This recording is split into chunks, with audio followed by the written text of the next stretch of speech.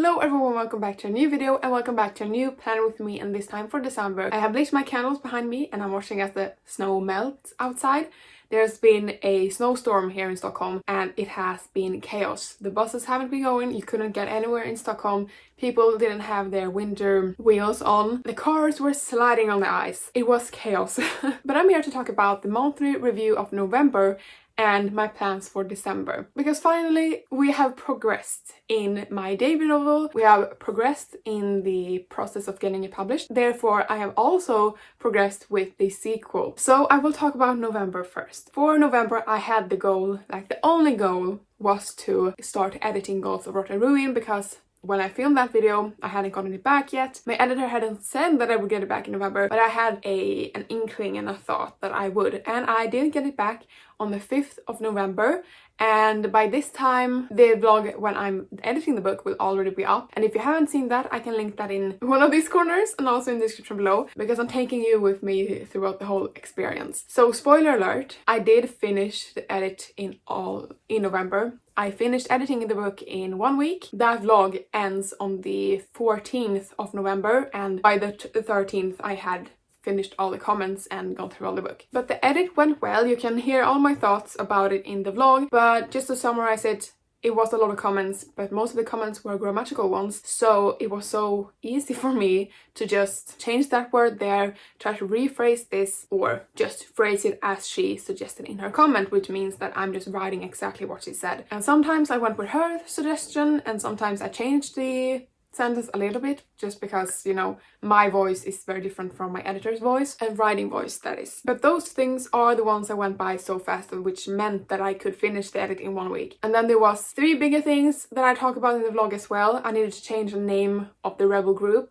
and give them an actual race name, because there's multiple worlds in my magic system. Each world has different races, humans, elves, and then there is a third one that is at odds with the gods. So I needed to give them an actual name, because previously they had just a group name or a rebel name. Needed to change that. I needed to delete a scene. I needed to sew the wound that I had created when I deleted that scene. And then I went through the rest of the document and deleted all traces of that scene. And that was a bigger thing. And then the third thing was not as big, but it meant that I needed to go back to the beginning of the book to change a description of the god tree, which is the tree that connects all the different worlds in my magic system. But except for those things, there was almost only grammatical things that went really well and really fast. So yes, that's the end of the little summary of the editing process with Gods of Rot and Ruin. Today it's the 23rd of November, so I'm filming this a little bit in advance, but it's because I can't film the week that this is getting published. When I'm filming this, I have sent in the edited manuscript to my editor, and I also wanted to mention that when I talked with her before, when I got the manuscript back on the 5th of November, I think, or a little bit before that maybe, I talked with her about sending her the pitch to book 2 when I sent back the manuscript. So now I have sent back the manuscript. I asked her in the email as well, you know, I've said this before, that I would send you the pitch to book 2. Do you still want to read it now, or should I wait until spring? Last time we spoke, she said that she could read the pitch whenever. I'm just making sure that I can send her the pitch.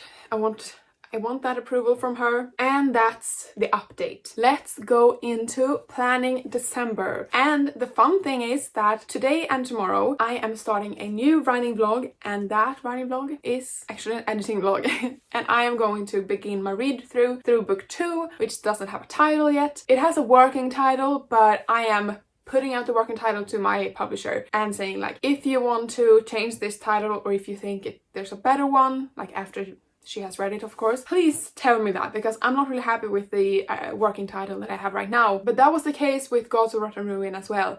I didn't like it at first, but then I got so used calling it that I was like, why shouldn't it be called like this? Today is the 23rd of November, like I said. I'm going to begin that vlog today or tomorrow, and I'm gonna take you with me on that. It's gonna be very Christmassy, because I'm going to vlog throughout the first half of December maybe. I am so excited to begin reading this book. And my plan is to tomorrow sit down and take my notebook and write down all the things that I know that I'm going to encounter, all the problems that I know that I'm going to encounter in my book, the big problems that I just know that I need to work on. I'm going to write all of those down. I don't think that there's that many. I think there's one main issue, and that's the first beginning of the book. And then I will also write down what I'm actually trying to say with my characters. In my head, what is their character development and their character arc? Where are they beginning? What is their mindset? And how will that change throughout the book? Because I just need to pinpoint that really quick before editing, so that I can have that in mind while I'm editing, so that I can, you know, edit it to be that what I wanted to. Do you get what I mean? And then my plan is that when I'm done that, I am going to read through the first chapter. I don't think there is many issues with the first chapter because I have read that very recently, and that's from a male point of view.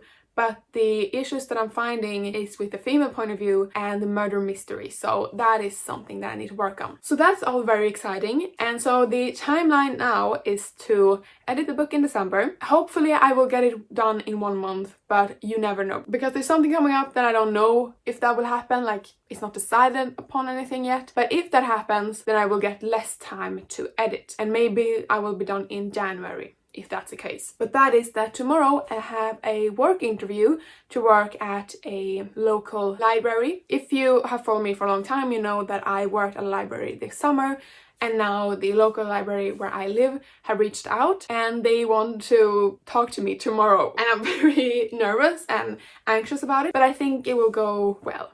Probably. But if I do get a job at that library, which I'm hoping, that means that I won't get as much time to editing, because then I will prioritize doing the last couple of weeks in school and then working the other times of the day that I can. So I will work on book 2 the last days of November, which is now on weekends, in evenings when I don't have work, hopefully. Like, I don't know if I get the job or not because I'm going to an interview tomorrow. Fingers crossed I get a job there. If not, I will just have more time to edit book 2, which is also great because hopefully I'm going to publish book 2. Depending on if I get a job or if I have time to edit in December, means that I will get to send the book to my beta reader maybe in January or February, and I'm giving her maybe, like, she can read it how fast or slow she wants to, but maybe 2 months is a right amount of time. I think I gave my editors or my beta readers 3 months last time, but maybe 2 months because I think she did read it faster than that. If you have beta readers, how do you like approach these things? Because the beta reader for God's Road to Ruin is the one that I'm gonna send to, and other than that, other beta readers have only read short stories from me, and those take like 1 to 2 weeks to beta read oftentimes, so I don't really know how it works. But that's the new timeline for book 2, and last time I spoke to my editor, she said that she wanted to read the book 2, or she could have time to read it earliest next spring, so maybe next summer even, which is fine for me because it just gives me time to edit. So Christmas is coming up and I've already bought my Christmas presents, which is fun. I myself have made a wish list and it consists of like only books. And for December there will be an editing vlog, like I said. There will also be a tier ranking video of all the books that I've read this year if you want to know more of my reading tastes. And then on December 7th, I forgot about this. I have a short story, the first thing that is getting published ever in my name is being published the 7th of December, and that's the short story that is going to be in an anthology by Seraph Vlog. Around that date I'm going to publish a kind of how I wrote a short story, won a contest, and how I got into this anthology, and then showing up the book, because by that time I will have my own copy of it and I will read through all of the short stories, and I'm very excited about it. So that is happening in December as well. And then of course a recap of 2022, looking back on my writing goals, what I have accomplished and what I have not. But yes, that's the plans for December and I'm very excited about it. But now we're gonna talk about the reading wrap up or reading journal of November, and this is gonna go by really quickly and I don't really even have anything to show you from my iPad. I think that the last thing that I talked about was maybe The Sum of All Kisses or The Mistake. It's the book 2 in the off-campus series. I gave the book 3 stars. Yeah, that's Logan's book. Yeah, that makes sense. I was like, did I give Dean 3 stars? No, I gave Logan 3 stars because that's his book. One thing that L. Kennedy has done with all 3 of the later books in the off-campus series, there's 4 books. So the first book didn't do this, but all the other books do this, and that is that they, or she, the author, kills the sexual tension between the characters really early on, because the 2 main characters, the love interests, have steamy times really early on in the book. And I am one of those that likes the tension of and the build-up throughout the first 2/3 of the book, maybe, or first half of the book to building up towards that. And in the first book, this was the case with Garrett and Hannah, but with Logan and Grace in the second one, and with Dean and Allie, and now Tucker and Sabrina, it's not the same thing. It's not the same feeling that I want to get while reading a romance or a steamy romance or rom-com. I like to read this build up and anxiety and the tension that the characters are feeling, and them trying to like hold back their own feelings for like the whole 2/3 of the book, or 1/2, like I said. That's why I gave the book 3 stars, because for one, I didn't like Logan and I didn't like Grace, so the book got 3 stars for me. Then I also finished listening to The Secrets of Sir Richard Kenworthy. That's the last book in the Smith Quartet by Julia Quinn, and I gave the book 4 stars. I don't actually know what's my favorite of the book was, or that series was. I think I gave the first one 4 stars, the third and the fourth one also got 4 stars, but I don't actually know which is my favorite. I think maybe The Sum of All Kisses, which is the third one in the series, but it is an historical romance and I liked it very much. And then I read The Score, book 3 in the Off-Campus series by Ellie Kennedy, and this is Dean's book, or Dean and Allie's book. And once again, she killed the tension right off the bat, but this time it was better, because the 2 characters couldn't really remember, or they could remember, but it was a drunk moment from both of them, or a high moment as well for both of them.